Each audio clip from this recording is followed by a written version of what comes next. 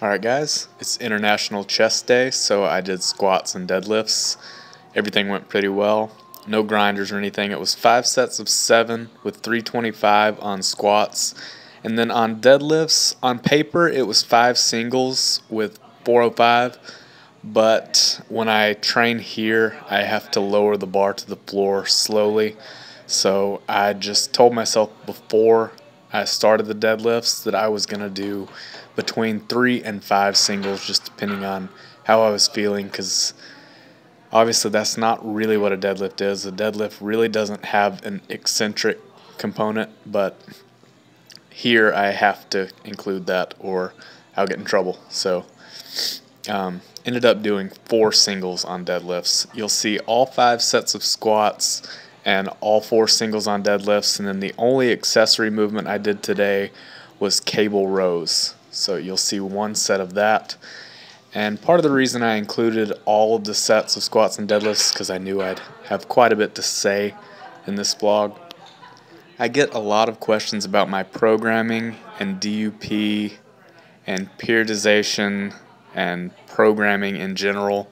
So I've actually written a short article on the basic types of periodization. I go over linear, nonlinear, and then DUP, which is a form of nonlinear periodization. So I'm going to link that in the description box. It's on my website. Feel free to browse the other pages of my website too. I don't share it much, although it's always linked in the description box for those of you who are interested. And I'm going to link another interview with Dr. Mike Zordos, who is the DUP guy, and he basically goes over DUP and periodization, but it's a lot more in-depth than the article I wrote. Mine is more for someone who doesn't feel like sitting at the computer for a long time, but gives a really basic overview of everything. So I hope it's helpful for those of you who have asked.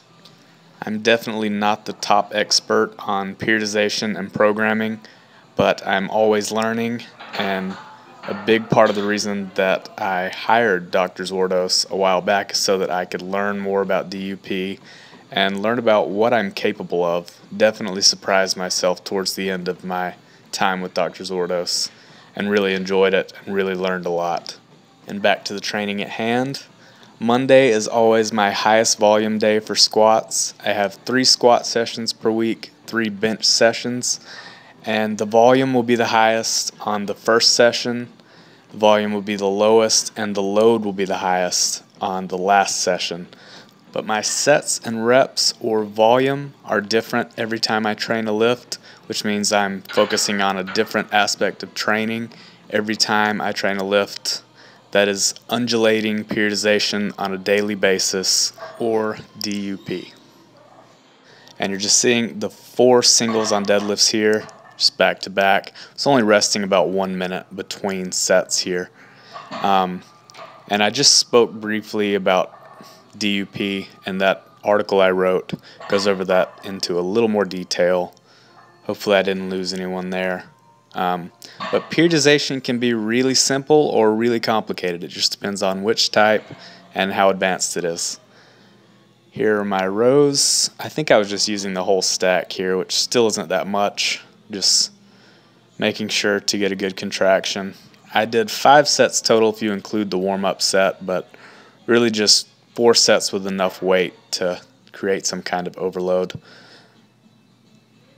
Yeah, everything went well here, and I didn't hit biceps directly today. They got hit a little bit here, but I'll probably just throw biceps on the end of my bench and OHP day tomorrow.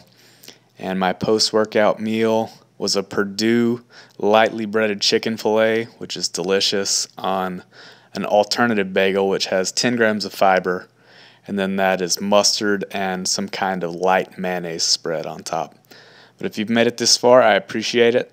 Please like, share, and subscribe if you enjoyed it, and don't if you didn't. I'll talk to you next time.